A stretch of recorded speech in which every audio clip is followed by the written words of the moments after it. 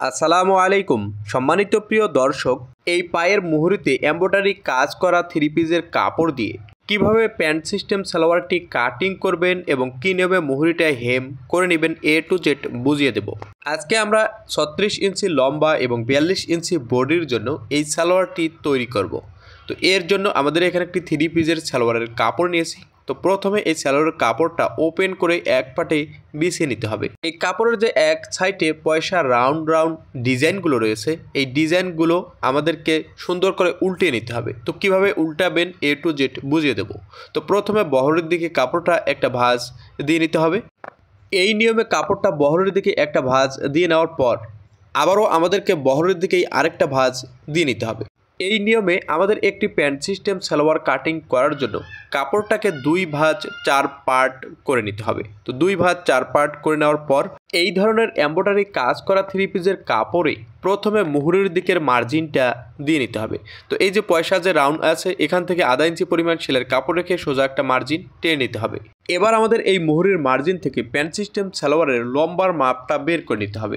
মুহুরির মার্জিনে ইঞ্চিরেপটা এইভাবে বসিয়ে ইঞ্চিরেপটা বিছিয়ে নেব। তো আজকে আমাদের লম্বার মাপ 36 ইঞ্চি। আমরা 36 ইঞ্চিতেই একটি দাগ দিয়ে নেব। আপনাদের প্রয়োজন যত ইঞ্চি ঠিক তত ইঞ্চিতে দাগটা দিয়ে দেবেন।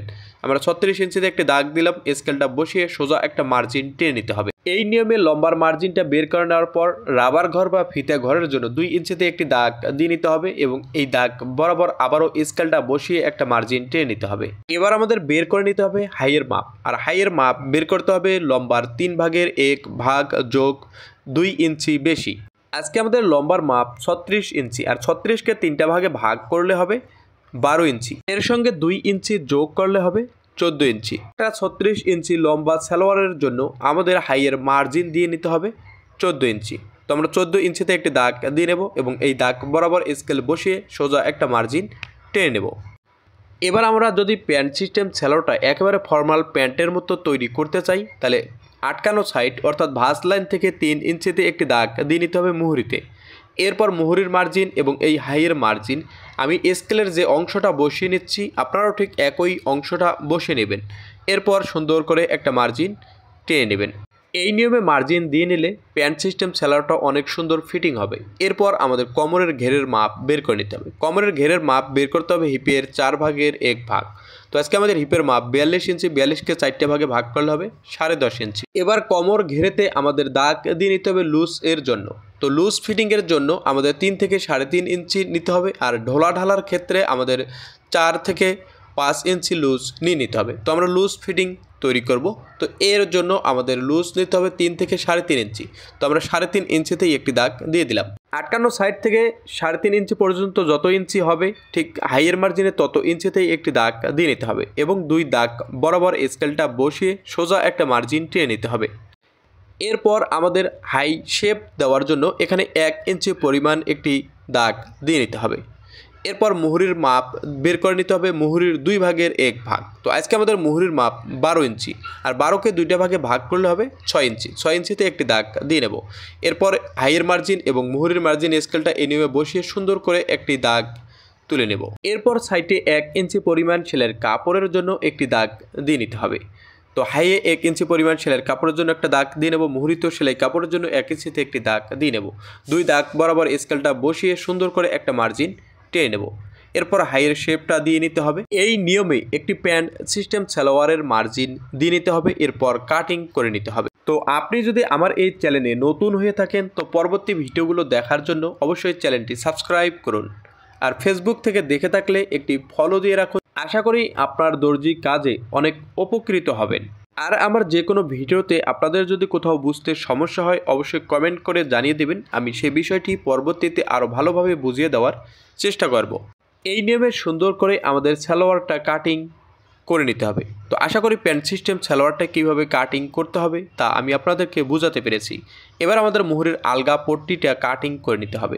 তো আলগা পট্টিটা কাটিং করার জন্য সাইডের যে টুকরা কাপড় থাকবে এই টুকরা কাপড় থেকে আলগা পট্টিটা আমরা কাটিং করে নেব। এভাবে ভাঁজ দিয়ে নেব মুহুরির মাপ অনুযায়ী। এরপর টুকরা কাপড়ে মুহুরির পাটটা এই নেমে বসিয়ে সমান করে কাটিং করে নিতে হবে। এরপর 2.5 থেকে 3 ইঞ্চি চওড়া করে এই পট্টির চওড়াটা কাটিং করে নিতে হবে।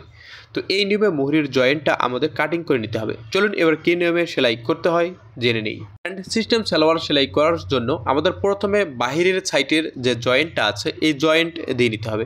তো শুরু থেকে শেষ পর্যন্ত আধা ইঞ্চি পরিমাণ সেলাইয়ের কাপড় ধরে একটি সেলাই দিয়ে নিতে হবে। একই নিয়মে অপর সাইডটা সেলাই করে নিতে হবে। তো প্রথম পার্টটা যদি আপনি কোমরের দিক থেকে সেলাই শুরু করেন, তো দ্বিতীয় পার্টটা আমাদের মুহুরির দিক থেকে সেলাই শুরু করতে হবে। তাহলে আমরা যখন চাপ সেলাইগুলো দেব তখন আমাদের সেলাইয়ের পেয়ারগুলো একই দিকে থাকবে। এই নিয়মে সেলাই দিয়ে নেওয়ার পর যে কোনো একটা পার্টে আমাদের টপ সিন দিয়ে নিতে হবে। তো টপ সিনটা যেই পার্টে দেব সেই পার্টের দিকে আমাদের সেলাইয়ের কাঁচা কাপড়গুলো রাখতে হবে। একই দিকে রেখে একটি সেলাই দিয়ে নেব। এরপর অপর সাইড বা অপর পায়ে একই নিয়মে আমাদের একটি টপ সিন দিয়ে নিতে হবে। তো এই নিয়মে সুন্দর করে টপ সিনটা দিয়ে নেওয়ার পর আবারও 1 ফিট দূর দিয়ে একটা সেলাই দিয়ে নিতে হবে। এটা হচ্ছে চাপ সেলাই, অর্থাৎ জিন্স প্যান্ট বা গ্যাবার্ডিং প্যান্টের বাহিরের সাইডে যে একটি চাপ সেলাই দেখা যায়, ঠিক একই সেলাইটা আমরা এই প্যান্ট সিস্টেম সালোয়ারে দিয়ে নিলাম। এই নিয়মে সুন্দর করে সেলাইটা দিয়ে নেওয়ার পর আমাদের মুহুরিটা হেম করে নিতে হবে।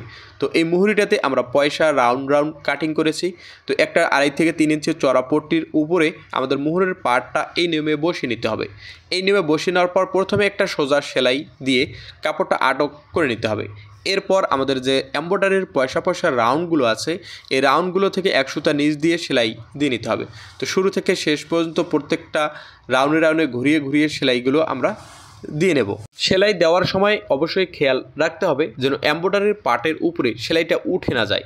এই নিয়মে সুন্দর করে সেলাইটা দিয়ে নেওয়ার পর প্রত্যেকটা কোণাতে আমাদের কেসি দিয়ে কেটে দিতে হবে এবং খেয়াল রাখতে হবে যেন আমাদের সেলাইয়ের সুতাটা কেটে না যায়। শুরু থেকে শেষ পর্যন্ত আমাদের এক সমান করে কাটিং করে নিতে হবে। এরপর সুন্দর করে উল্টিয়ে নিতে হবে। তো এই পয়সার রাউন্ডগুলো প্রত্যেকটা সুন্দর করে আমাদের বের করে নিতে হবে। এরপর নিচের পট্টিটা আমাদের সমান করে ভেঙে পট্টির লবে একটি সেলাই দিয়ে আমাদের পট্টিটা আটকায় নিতে হবে। আমি একটি মুহুরির পার্ট সেলাই করে দেখিয়ে দিলাম, অপর মুহুরির পার্টটা একই নিয়মে সেলাই করে নেবেন। এরপর একটি হাইয়ের সোজার দিকটা উপরের দিকে রাখতে হবে, আরেকটা হাইয়ের সোজার দিকটা নিচের দিকে রেখে আমাদের এইভাবে সুন্দর করে এক সমান করে একটা সেলাই দিয়ে নিতে হবে। একই নিয়মে অপর হাইয়ের সাইডটা সেলাই করে নিতে হবে। তো শুরুতে এবং শেষে ভালো করে অবশ্যই টাক দিয়ে নিতে হবে। এই নিয়মে সেলাইটা দিয়ে নেওয়ার পর মুহুরিটা মাঝখানে ভেঙে নিতে হবে। মুহুরির মাপ অনুযায়ী আমাদের সাইড সেলাই করে নিতে হবে। শুরু থেকে শেষ পর্যন্ত এক সমান সেলাইয়ের কাপড় ধরতে হবে এবং হাইয়ের জয়েন্টটা আমাদের সুন্দর করে মিলিয়ে দিতে হবে। অপর সাইডটা একই নিয়মে সেলাই দিয়ে ভালোভাবে টাক দিয়ে নিতে হবে। তো এরপর সালোয়ারটা উল্টিয়ে নিতে হবে। আশা করি প্যান্ট সিস্টেম সালোয়ারটা কীভাবে কাটিং এবং সেলাই করবেন তা বুঝাতে পেরেছি। পরবর্তী ভিডিও দেখার জন্য অবশ্যই ভিডিওটা শেয়ার করুন।